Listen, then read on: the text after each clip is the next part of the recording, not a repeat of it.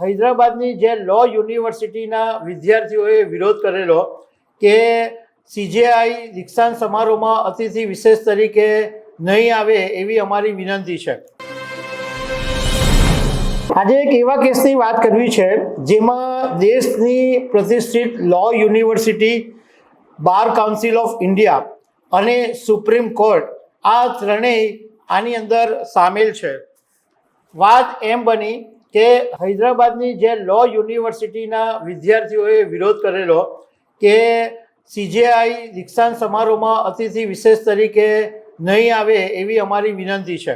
એની સામે બાર council of ઇન્ડિયાએ વિદ્યાર્થીઓના રજિસ્ટ્રેશન ઉપર પ્રતિબંધ મૂકી દીધો અને જ્યારે આ કેસ સુપ્રીમ કોર્ટમાં ગયો ત્યારે ચીફ જસ્ટિસ ઓફ ઇન્ડિયાએ કીધું કે આ મારા અને વિદ્યાર્થીઓ વચ્ચેના સંવાદની વાત છે, આ મારા અને વિદ્યાર્થીઓ વચ્ચેની વાત છે। એમાં બાર કાઉન્સિલ ઓફ ઇન્ડિયા ટાંગ શું કામ અડાવે છે, બીસીઆઈ આમાં દખલગીરી કરનારું કોણ છે, એમ સીજેઆઈ ગુસ્સે ભરાઈને કીધું છે। તો આના વિશે હું તમારી સાથે વાત કરીશ। મારું નામ રાજેશ શાહ છે અને તમે જોઈ રહ્યા છો ગુજરાતના સૌથી મોટા ડિજિટલ ન્યૂઝ પ્લેટફોર્મ ખબર છે.com। આખી વાત સમજવા જેવી છે। તેલંગાણાના હૈદરાબાદની અંદર ભારતની સૌથી પ્રતિષ્ઠિત લો યુનિવર્સિટી જેને કહેવાય છે એ national academy of legal studies and research એટલે નાલસાર।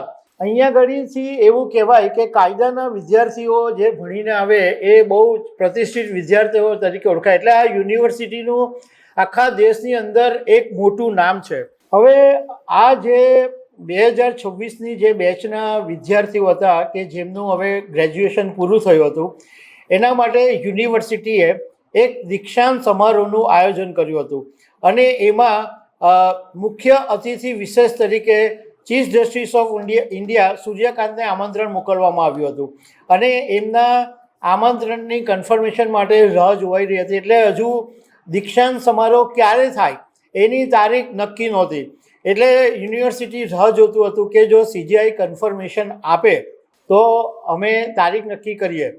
પણ ઇન બિટવીન બન્યું એવું કે આજે નાલસાર યુનિવર્સિટીના જે લગભગ 1400 વિદ્યાર્થીઓ છે એમાંથી 450 વિદ્યાર્થીઓએ યુનિવર્સિટીને પત્ર લખ્યો કે ચીફ જસ્ટિસ ઓફ ઇન્ડિયાને દીક્ષાંત સમારોહમાં અતિથિ વિશેષ તરીકે આમંત્રણ નહીં આપવામાં આવે અને વિદ્યાર્થીઓએ આ બાબતે એવું કીધું કે 22 જુલાઈ 2026ના દિવસે જ્યારે જંતર મંતર પર વિદ્યાર્થીઓ પર થયેલા હુમલાની કાર્યવાહી સુપ્રીમ કોર્ટમાં આવી ત્યારે ચીફ જસ્ટિસ ઓફ ઇન્ડિયાએ વિડીયો જોવાનો ઇનકાર કરેલો અને એવું કીધેલું હતું કે અમારો સમય બરબાદ નહીં કરો।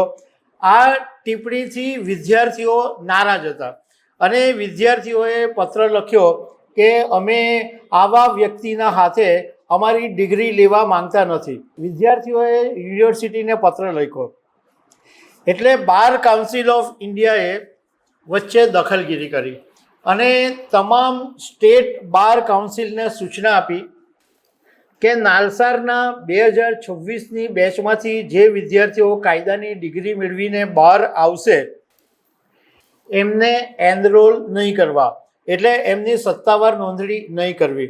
હવે બાર કાઉન્સિલ ઓફ ઇન્ડિયા એ કાયદાની અને કાયદાના શિક્ષણ સાથે જે નિયમન કરતી એક મોટી સંસ્થા છે। એટલે ધારો કે કોઈ વિદ્યાર્થી ડિગ્રી મેળવીને કાયદાની ડિગ્રી મેળવીને બહાર આવે તો એ સીધી વકીલાત તરીકે પ્રેક્ટિસ નથી કરી શકતા। એના માટે એણે બાર કાઉન્સિલ ઓફ ઇન્ડિયાની એટલે જે તે સ્ટેટની જે કાઉન્સિલ હોય એની અંદર રજિસ્ટ્રેશન કરાવવું પડે। એટલે હવે જ્યારે બાર કાઉન્સિલ ઓફ ઇન્ડિયાએ સ્ટેટ બાર કાઉન્સિલને લેટર લખ્યો કે આ લોકોનું રજિસ્ટ્રેશન નહીં કરતા જે 2026ની બેચમાંથી બહાર આવતા હોય તેને, તો આને કારણે તો વિદ્યાર્થીઓને મોટો પ્રોબ્લેમ થઈ જાય, કારણ કે જો એ બહાર આવી અને એને કેરિયર પર મોટો સવાલ થાય। જો એ રજિસ્ટ્રેશન નહીં કરે તો એ એડવોકેટ તરીકે પ્રેક્ટિસ નહીં કરી શકે। હવે આ મુદ્દો જ્યારે સુપ્રીમ કોર્ટની અંદર પહોંચ્યો ત્યારે chief justice of India bar council ઉપર ધુઆ થઈ ગયા અને બાર કાઉન્સિલના ચેરમેન મનન મિશ્રાને જબરજસ્ત ખખડાવી નાખ્યા અને એવું કીધું કે આ મારા અને વિદ્યાર્થીઓની વચ્ચેની વાત છે, એમાં બાર કાઉન્સિલ ઓફ ઇન્ડિયા દખલગીરી કરનારું કોણ છે? શા માટે BCI આની અંદર ટાંગ અડાવી રહી છે? સાથે સાથે CJIએ એમ પણ કીધું કે વિદ્યાર્થીઓને વિરોધ કરવાનો અધિકાર છે, અને સાથે સાથે એમણે એવું પણ કીધું કે જો કોઈ વાતમાં વિદ્યાર્થી ખોટો પણ હોય તો પણ એનો જે વિરોધ કરવાનો અધિકાર છે એ છીનવી નહીં શકાય. અને એમણે કીધું કે હું પોતે પણ જ્યારે વિદ્યાર્થી હતો ત્યારે આંદોલનની અંદર સક્રિય રહેતો હતો અને વિદ્યાર્થીઓને શાંતિપૂર્ણ રીતે પોતાની વાત કહેવાનો પૂરેપૂરો અધિકાર છે. CJIએ સ્પષ્ટ કર્યું છે કે વિદ્યાર્થીઓ કે ફેકલ્ટી સામે કોઈ પણ દંડનાત્મક કે કોઈ પણ પ્રકારની કાર્યવાહી નહીં થાય.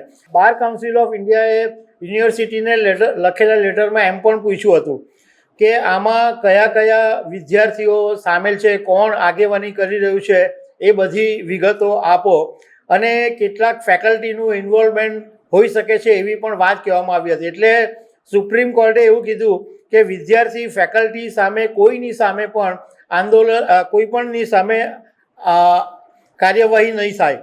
હવે જ્યારે સુપ્રીમ કોર્ટે આટલો કડક આદેશ આપ્યો એટલે તાત્કાલિક બાર કાઉન્સિલ ઓફ ઇન્ડિયાએ પોતાનો જે આદેશ છે એ પાછો ખેંચી લીધો છે અને સ્ટેટ બાર કાઉન્સિલને કીધું છે કે હવે નાલસારના જે 2026ની બેચના વિદ્યાર્થીઓ છે એમનું રજિસ્ટ્રેશન કરી દેવું. જોકે આની અંદર એક મુદ્દો હજુ વણ ઉકેલ્યો રહ્યો છે કે CJIની સામે વિદ્યાર્થીઓ જે નારાજગી બતાવી છે અને એમણે દીક્ષાંત સમારોહમાં અતિથિ વિશેષ તરીકે નહીં બોલાવવા માટેની જે વિદ્યાર્થીઓએ માંગ કરી છે એનો હજુ સુધી ઉકેલ આવ્યો હોય એ વાતની જાણકારી સામે આવી નથી. તો દર્શક મિત્રો, આવી અનેક વાતો સાથે મળતા રહેશું. આભાર.